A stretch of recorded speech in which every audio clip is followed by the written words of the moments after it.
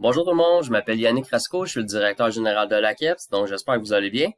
Donc, c'est une session qui se termine prochainement, ou pour certains, c'est l'obtention d'un diplôme qui arrive à grands pas. Et puis, je voulais souligner en fait là, la persévérance des étudiants et des étudiantes du Québec qui ont passé au travers de l'année scolaire pendant la pandémie. Donc, on sait la pandémie ou le COVID-19 probablement, où on sait que ça a créé des obstacles. Donc, félicitations pour ceux qui ont persévéré, qui ont su passer au travers des embûches. C'est tout à votre honneur. Et puis, en espérant que l'année prochaine soit un petit peu meilleure. Donc, ça, c'est la première chose que je voulais dire. La deuxième, c'est que, bon, c'est les vacances qui arrivent, le travail pour certains, pour la KEPS. L'été, c'est une période qui est un peu plus relaxe, donc ça nous permet d'arriver puis d'attaquer des plus gros dossiers, notamment la discrimination qui est faite sur le formulaire 1015.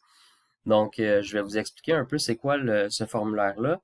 Le formulaire 1015, c'est un formulaire que les étudiants en situation de handicap euh, doivent ou peuvent remplir pour avoir l'octroi d'une bourse, qui est l'aide financière aux études. Ce formulaire-là a été changé en 2018. Puis les changements qui ont été faits, je vais vous les montrer ici. C'est que là, on est sur l'ancien formulaire, donc on voit les déficiences fonctionnelles majeures. Donc, le gouvernement, ce qu'il dit au fond, c'est qu'il dit, si vous êtes un étudiant en situation de handicap, remplissez ce formulaire-là, puis nous, on va juger de si vous êtes effectivement diagnostiqué d'une déficience fonctionnelle majeure. Si oui, on vous donne des bourses. Sinon, ben, vous aurez pas de bourse. Donc, en 2018, voici ce à quoi ressemblait le formulaire, donc les déficiences fonctionnelles majeures. Puis ça, en passant, c'est un formulaire que les docteurs, les médecins ou les professionnels de la santé vont remplir. Donc, c'est pas l'étudiant même, l'étudiant ou l'étudiante qui va le remplir lui-même.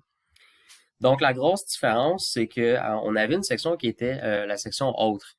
Bon, évidemment, on avait la section la catégorie déficience motrice, déficience organique, auditive grave, visuelle. Mais on avait également la catégorie autre, ce qui donnait un éventail de possibilités aux étudiants qui ont des handicaps émergents, donc des handicaps qui ne sont pas visibles.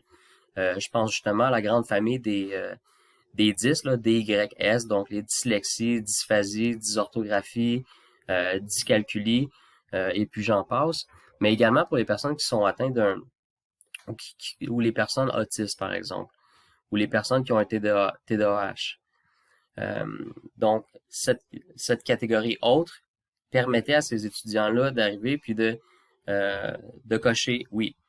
Maintenant, le nouveau formulaire fait abstraction de cette catégorie-là. On a toujours autre déficience reconnue qui était dans les autres, dans l'ancien formulaire, les autres déficiences reconnues.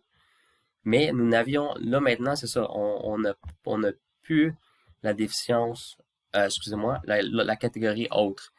Ce qui fait qu'il y a comme une zone grise où il y a un bon nombre d'étudiants qui nous appellent ou qui nous écrivent puis qui nous disent, ben moi je rentre pas dans les catégories, je sais pas quoi cocher, ou tout simplement ils se voient l'octroi de la bourse refusé. Donc ça crée vraiment beaucoup de discrimination. Donc c'est une discrimination qui est posée qui est faite en fait là, par l'aide financière aux études envers les étudiants du Québec. Nous, on a déjà entrepris des actions dans le passé, là. Je sais pas si vous vous rappelez, mais on avait fait une pétition, notamment.